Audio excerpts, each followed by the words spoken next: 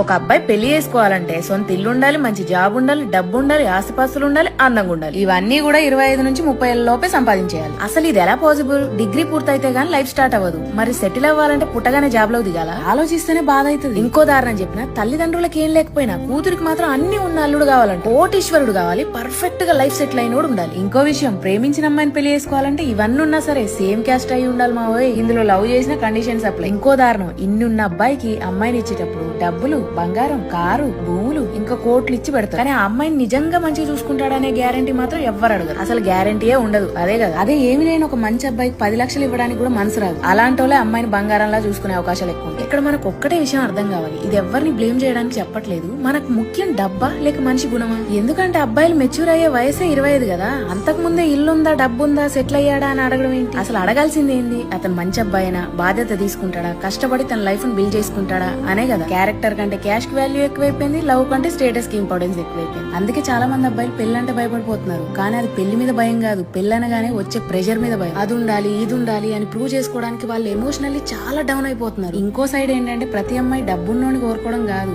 ఆమె కావాల్సింది సేఫ్ గా ఫీల్ అయ్యే మనిషి, రెస్పెక్ట్ ఇచ్చే మనిషి, అర్థం చేసుకునే మనిషి. కానీ ఫ్యామిలీ, సొసైటీ ప్రెషర్ వల్ల చాయిస్ కూడా చాలా సార్లు కన్ఫ్యూజన్ గా మారిపోతుంది. ఇంకొంతమంది అయితే అసలు పెళ్లి కావట్లేదు, అవుతుందో లేదో గ్యారంటీ లేదని సూసైడ్ చేసుకునే వాళ్ళు కూడా ఉన్నారు. అందుకే ఇప్పుడు చాలా మంది సింగిల్ లైఫ్ సో బెటర్ అంటున్నారు. చివరిగా చిన్నదాన్నైనా ఒక పెద్ద మాట చెప్తాను. నా అన్నలు, తమ్ముళ్ళు, బయట ఉన్న చాలా మంది అబ్బాయిల తరపున నేను పెద్దవాళ్ళకి చెప్పేది ఏంటంటే, ప్రేమ అంటే మనిషిని ఎంచుకోవడం, ప్యాకేజ్ ని కాదు, భరోసాని ఎంచుకోవాలి, భయాన్ని కాదు. ఏమంటారు?